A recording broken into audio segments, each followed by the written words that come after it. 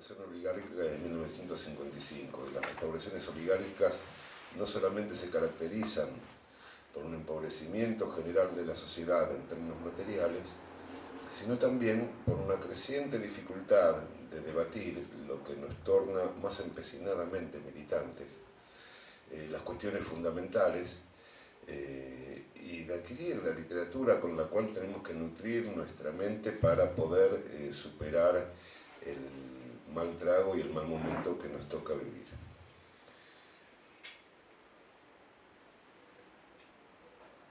Yo creo que Spili, una de las obsesiones de Jorge Spilimbergo, que se nota en este libro también, es cierto todo lo que comenta Pablo, no tengo realmente nada que agregar, salvo que en realidad este no es un régimen oligárquico puro, es un régimen oligárquico sumamente impuro, que ha cambiado París por Miami, o sea, ha cambiado la burguesía imperialista por la mafia de Miami. Está bien, es cierto, la burguesía imperialista también se ha convertido en una gran mafia planetaria, pero ha cambiado París por Miami. O sea, no es puro, o sea, no tiene ni siquiera los rasgos... Además, qué mal gusto. Sí, claro, pues sí, claro, no, es cierto, rigurosamente.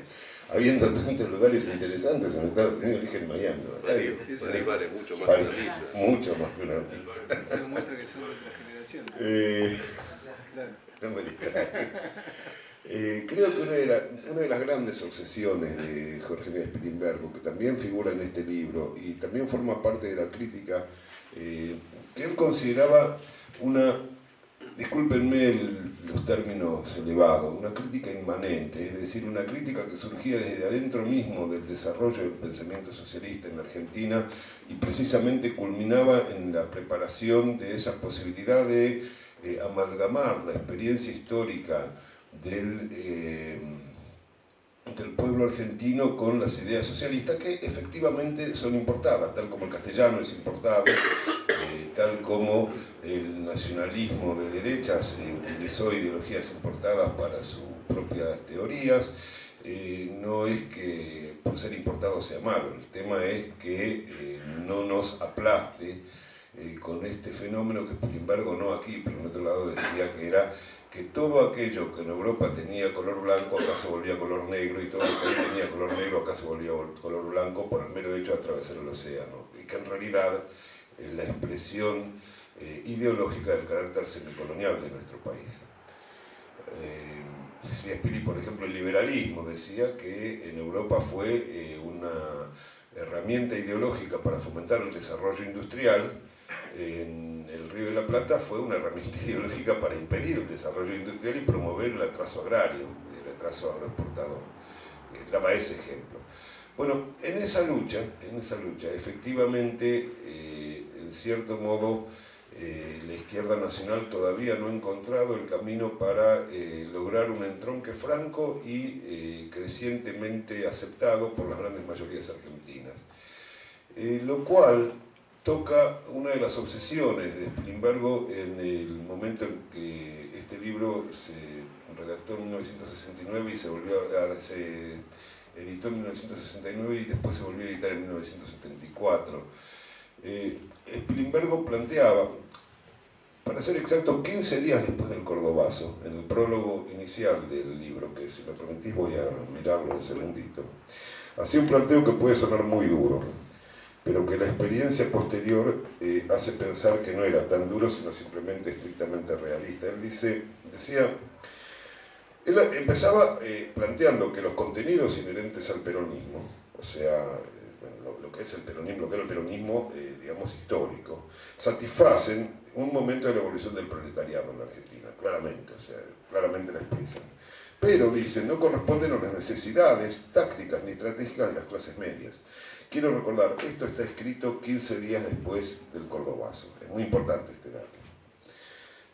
Por lo demás, la confluencia de ambas clases en el peronismo, y esta es una hipótesis que puede darse, en ese momento podía darse, después se dio, decía Spilimbergo que no realizaría el Frente Nacional Revolucionario bajo la jefatura del proletariado, es decir, le estaba hablando a aquellos que querían convertir al peronismo en movimiento socialista, sino la impotencia de todos, bajo la jefatura indirecta pero dura del nacionalismo inglés. 5 años después, en 1974, Strindberg decía que no podemos, a la luz de notorias experiencias recientes, sino confirmar esa apreciación.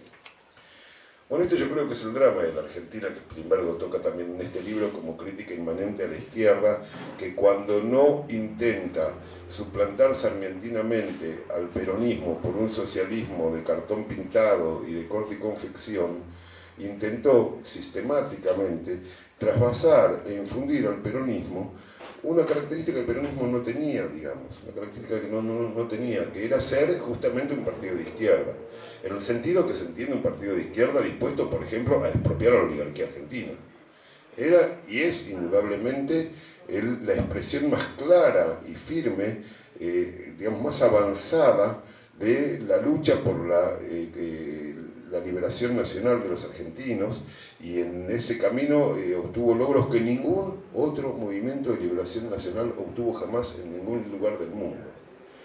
Pero, digo, un ejemplo simbólico, el peronismo fue, que yo sepa, el único, incluyendo a la Unión Soviética, el único gobierno popular que puso en las embajadas agregadurías obreras. Creo que ningún otro lo hizo. O sea, había agregadurías obreras, había representantes del proletariado argentino en las embajadas de la Argentina en todo el mundo, lo cual es un paso gigantesco para los trabajadores argentinos. Y en realidad es un ejemplo mundial que después no se siguió.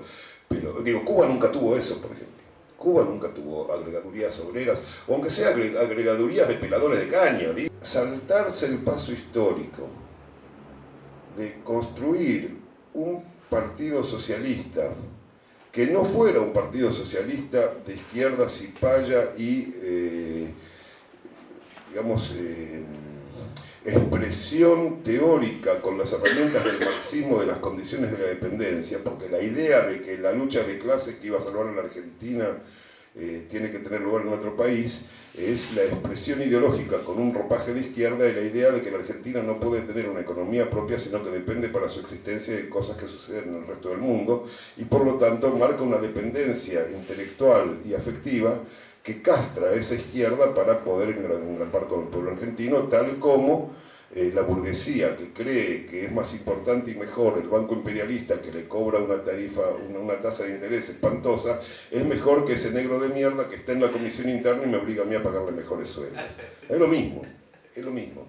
Bueno, que la izquierda nacional no haya logrado hacer entender a la izquierda digamos, tradicional, o cipaya, como dijo Strindberg en una genial síntesis en su momento, esta cuestión derivó en que muchos compatriotas, especialmente de origen de clase media, digamos, revolucionaria y progresista, intentaran hacer un atajo, que es convertir al peronismo en aquello que ellos no sabían construir. Los resultados están a la vista, y lo digo con respeto y aprecio, y al mismo tiempo con preocupación y dolor. Ese intento cuajó o se integró más que cuajó, porque no es que fuera responsabilidad, pero sí se integró a la espiral de violencia a la cual fue empujado el movimiento nacional en 1974-75, que derivó finalmente en la restauración oligárquica en 1976. Y voy a decir algo que espero no ofender a nadie, también cuajó en la antítesis formal, pero identidad material, de lo ocurrido con la aceptación de ciertos parámetros democratistas por parte del movimiento nacional en los últimos 12 años de gobierno del kirchnerismo, que si bien se oponía ideológicamente, con razón además, a la idea alfonsinista de que con la democracia se come, se vive y no me acuerdo qué otra cosa más, se come, se cura y se educa, actuó muchas veces como si esa crítica fuera meramente formal, y por ejemplo, digo, no encaró decididamente aquellas tareas que en su momento el propio general Perón, el nacionalista burgués, había encarado en torno a la constitución de la base de industria pesada que todo país necesita, esto lo comenté en otra reunión, para poder decirse realmente independiente en materia de política económica. Entonces, los interrogantes abiertos y las respuestas a las preguntas viejas que Spilimbergo plantea y en apelación al socialismo en la Argentina de 1962, de 1969, 1974 en este libro, siguen abiertos, y las preguntas y sus respuestas siguen siendo tan válidas hoy como en esa época. Es completamente cierto lo que dice Pablo, que francamente la izquierda nacional no se ha tomado desde este momento, desde la época en que Spilimbergo escribió esto, el trabajo de seguir haciendo una tematización conceptual, aunque sí... Por ahí Roberto Ferrero. No, sí, no, para. Aunque sí hizo trabajos de crítica política, y algunos de crítica política de alto nivel, como por ejemplo los que hizo Roberto Ferrero, pero no hubo una tematización conceptual que siguiera dando cuenta de cómo este pensamiento de la izquierda cipaya se iba transmutando en diversas formas de alienación entre la izquierda y el pueblo argentino. A tal punto que seguimos ahora con las restauraciones oligárquicas y ya esta es la cuarta. No es fácil. Hay, por supuesto, una responsabilidad dentro del peronismo del movimiento nacional burgués como tal, que podemos discutirla o no discutirla. Ahora, también hay una responsabilidad de la izquierda peronista. Y una responsabilidad no menor de no terminar de comprender justamente que lo que hace revolucionario el peronismo no es el carácter de justicia social, sino el carácter de nacionalismo democrático que busca la soberanía plena del país. Obviamente, está muy bien la justicia social, no seré yo quien, hijo de una familia pobre que gracias a la movilidad social ascendente del peronismo llegó a ser un profesor universitario. Yo no estoy en contra.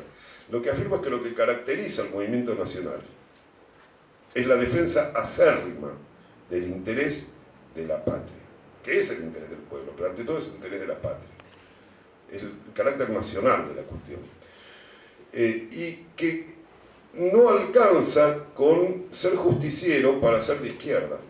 No sé si me explico lo que quiero decir, porque justicia también hacen de esa manera, y esto es muy bruto, pero es verdad, las damas de beneficencia, que son gente rica de buen corazón, que reparte, pero no con un objetivo político, mejor dicho, con un pésimo objetivo político contrario a nosotros. Pero la izquierda nacional lo que busca con respecto a esta cuestión es tomar todo lo que se ha hecho, que es inmenso y gigantesco, y superarlo dando un paso político más. Como siempre les digo a los compañeros, nuestra única diferencia con la izquierda peronista y con el gobierno peronista en general es que nosotros estamos dispuestos a cortarle la víbora a la yarará oligárquica, poniendo en tela de juicio los títulos de propiedad que tienen, sus títulos de propiedad. Claro, directamente, vamos a decirlo claramente, sus títulos de propiedad. Es difícil entenderlo, es entender la revolución que significó culturalmente para el pueblo argentino, cosa que la izquierda nacional puede hacer sin por eso abandonar su característica de izquierda, sin ocultarla, sin sacarse de encima cuestiones que molestan en la táctica interna y fundamentalmente sin entrar en el internismo terrible que viene aquejando el movimiento nacional y que fue el motivo central por el cual este tipo está hoy en el gobierno, haciendo que en la literatura que se reparte en los aviones de Aerolíneas Argentinas, mientras viva Aerolíneas Argentinas, que si sigue viviendo va a ser por la lucha de los trabajadores, se hable de las Islas Malvinas como las Falkland Islands. Hasta eso hemos caído en la derrota. Y vamos a caer más, hasta que le paremos las patas. Bueno, Spilimbergo, al escribir el socialismo en la Argentina, le llama la atención a toda la izquierda argentina sobre la necesidad de hacer una superación dialéctica de su propio pasado. Si bien es cierto que no la hemos seguido tematizando,